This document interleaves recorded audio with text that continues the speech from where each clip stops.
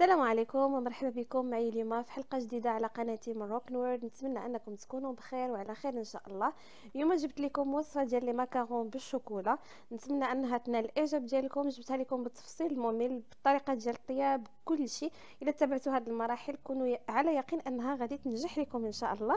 بالنسبه لمجموعه ديال النصائح ومجموعه الملاحظات فغادي نخليها للاخير، اللي بغى يسمع لهم يسمع لهم واللي ما بغاش فهو حر.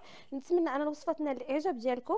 الى عجبتكم الوصفه ما تنساوش تنضموا للقناه ديالي بالضغط على الزر الاحمر ديال الابوني وفعلوا الجرس باش توصلوا بكل جديد. نخليكم مع التفاصيل ديال الوصفه.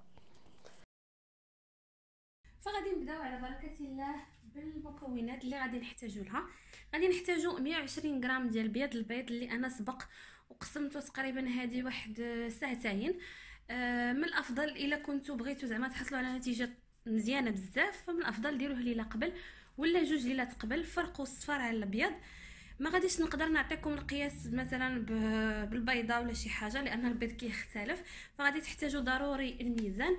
يعني دابا خصكم 120 غرام ديال بيض البيض، خصنا 190 غرام ديال السكر كلاصي، وخصنا 130 غرام ديال البودره د اللوز. البودره د اللوز انا شريتها جاهزه ولكن حسيت بها رطبه وشويه بقى حرشه، فعاودت طحنتها يعني من جديد وغربلتها باش حصلت على واحد البودره د اللوز اللي كتكون رطبه بزاف. علاش؟ لان كتلاحظوا بعض المرات المكرون كيكون محبب في الفوق ديالو ولا كيكون مع كتبان لكم ان فيه واحد النقيطات، هذاك راجع لان اللوز كيكون ما مدقوقش مزيان، والرطوبه دائما كتكون سبب من اسباب ديال الفشل ديال المكرون. فانا خديته ودرته في واحد اللاطه ودخلته، درت الفران سخن، طفيت على الفران ودخلته خليته واحد 5 دقائق في الفران كنحركو كل شويه وخرجته منه، يعني هذيك الرطوبه كتمشي منه. وغادي نحتاجو 95 غرام ديال السكر الخشن. فاول حاجه غنبدا بها هي انني خديت هذاك بياض البيض درته دابا في العجانه. ممكن تخدموا الباتور اللي كهربائي اللي كيكون باليد، هذه كتجيني افضل واسهل لانها ممكن تخليها كتخدم وديري حاجات اخرين. فغادي نديرها، غادي نبدا في الاول غدرتو غير هو بوحدو وغادي نبدا نطربوه على درجه 2 حتى 3.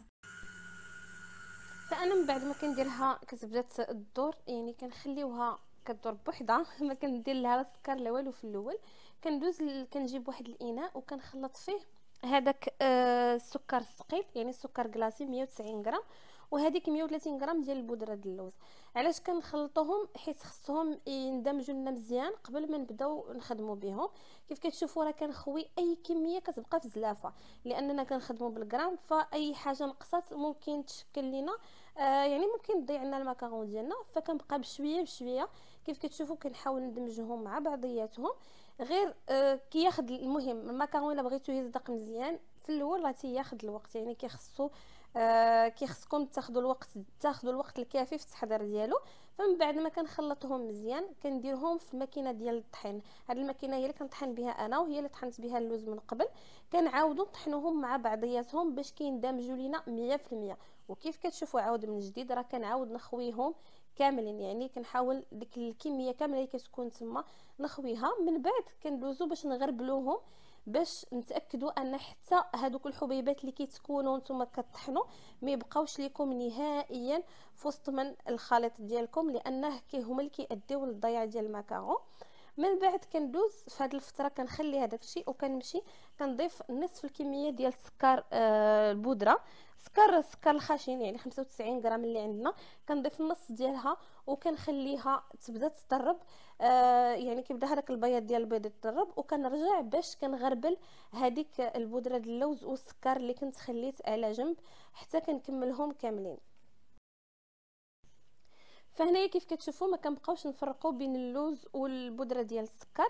هنا كنمشي للماكينه ديالي كنزيد السرعه ديال الطراب الكهربائي، كنزيد السرعه ديالو وكنضيف هذيك الكميه اللي باقيه ليا ديال السكر وكنخليه حتى كتخدم لينا مزيان وكتعطينا هذاك لو بيك دوازو ما كيكونش ثقيل.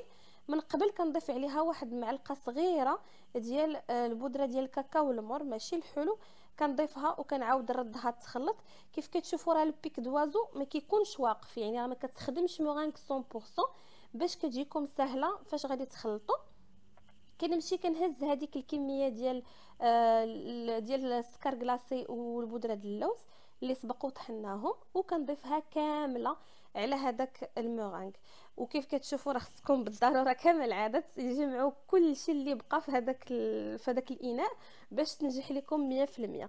في الاول كيكون الهدف هو انكم تدمجوا هاد المكونات مع بعضياتهم، يعني خاص هاد الشيء كامل يولي خليط متجانس. انا راه ما غنقص لكم حتى دقيقه من هاد الشيء، يعني غنخلي خليت الفيديو خدام باش تعرفوا يعني انه ما تياخذش بزاف د الوقت.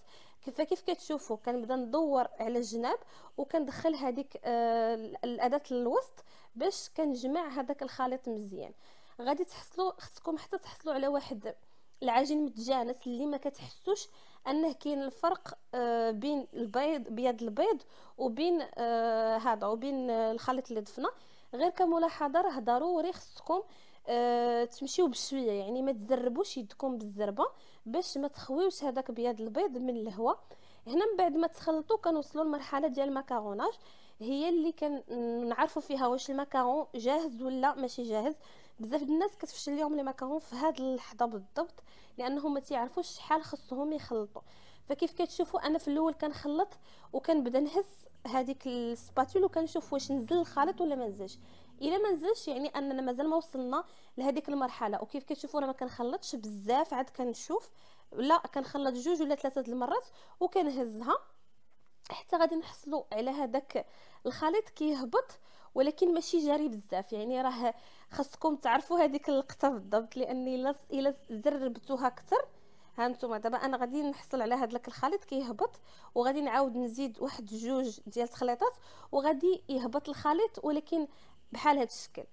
ما خصوش يهبط جاري، لان الا هبط جاري راكم صافي ضيعتوا الماكارون، لان الا هبط جاري ما غاديش ينجح لكم وغادي يسيح في هذا، غادي يسيح لكم في اللاطه. كناخذ واحد البوش وكندير له الراس اللي كيكون عادي وكنبدا نخدم به. غادي نخدم جوج ديال البلاطوات، يعني واحد فيه سيليكون وواحد فيه غير الورق ديال المطبخ اللي كنطيبوا فيه. فكنبدا كيف كتشوفوا كنحط على ديك الطابي السيليكون، كنبدا نحاول انني نجيبها قد هذيك الدائره اللي دايرين. غير كنوصل نقرب منها كنوقف لانه راه مازال غادي ينزل وغادي داك البيك اللي كتشوفوا في الفوق فغادي يختفي بوحده، لانه محدو كيبقى محدو كينزل. داكشي علاش قلنا حيت كتوصلوا لهذيك الدرجه ديال المكروناج باش كيبدا ينزل فهو اللي كيخلي ان اي حاجه كانت في السطح كترجع مستويه. من بعد ما كنسالي هذيك طابي السيليكون كامله فانا كندوز باش يعني كنخرجوا منه هذاك الفائض ديال الهواء. داك الفائض ديال الهواء هو اللي البنات كيتشكاو تيقولوا راه طرطق ليا في الجناب ولا طرطق ليا في الفوق. فكنسلطها واحد 4 ولا 5 ديال المرات حتى كنحس ان دوك الفوق كيبانوا فيه واحد الفقاعات صغيورين، وكنرصى كنخليوها على جنب باش غادي تنشف لينا حتى كتبداو تقيسوها بالصبع ديالكم وما كتلصق لكم والو في يدكم. هنايا كنوصلوا للمرحله ديال انها راها جاهزه باش طيب. المده ديال الطياب في الفران الكهربائي انا طيبته على 140 درجه، ولكن خدا ليا بين 15 و 20 دقيقه.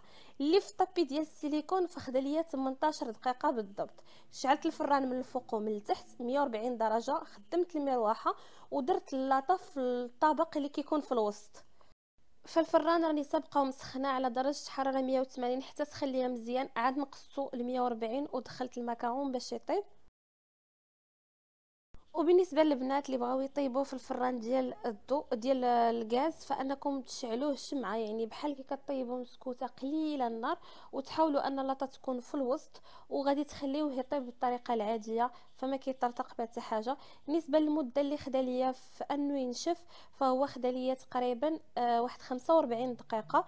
الفرق بين طابي السيليكون والطابي ديال هذا والورق ديال الزبده ان في الورق الزبده خدا ليا تقريبا 21 حتى 22 دقيقه ديال الطياب، ولكن كيف كتشوفوا راه درجه الحراره ديال الفرن هابطه بزاف 140 درجه. وكنراقبوا يعني مجرد ما كيطلع هذاك التاج كنبدا نراقبوا واش طاب ليا من الفوق ولا لا. فهنايا غادي تلاحظوا الفرق بين هادوك اللي خدمتهم على طابي ديال السيليكون، هادوك هما اللي فيهم هذيك الدويره اخرى في الوسط، وهادوك اللي خدمتهم على الورق العادي ورق المطبخ عفوا.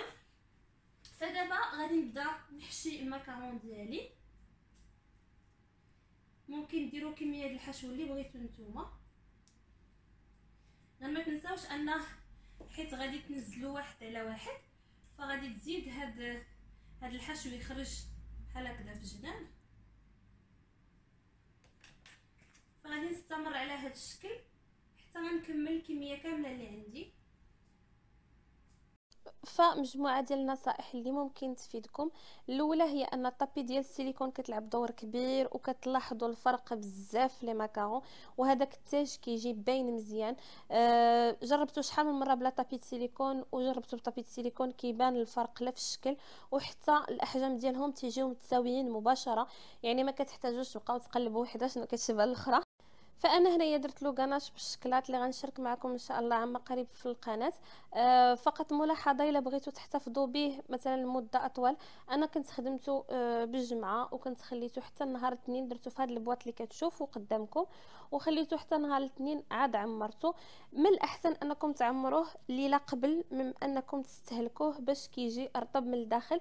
هذيك الكريم ديال لاغاناش كتدخل في هذيك لابارتي اللي كتكون فارقه بيناتهم، فكتجي لذيذ بزاف. الا بغيتوا تحتفظوا به في المجمد فكتحتفظوا به ما عامرش، كتخليوه كيبقى حتى تقريبا شهرين في الفريغو، ولكن غير يعني ما عامرش. وبالاضافه ديال انه الا بغيتوا هذا تعمروه كتحتفظوا به في الثلاجه لمده اسبوع، لان انا لاكاناش اللي مخدمه فيها لا كريم. فكان هذه هي الوصفه ديال اليوم، نتمنى انها تكون نالت الاعجاب ديالكم وان المكرون ينجح لكم. باقي العديد من الوصفات ان شاء الله غنشاركهم معكم. فإلا عجبتكم الوصفه نتمنى انكم تنضموا للقناه ديالي بالضغط على الزر الاحمر ديال ابوني وفعلوا الجرس باش توصلوا بكل جديد. نخليكم على امل اللقاء بكم ان شاء الله في حلقه قادمه. مع السلامه.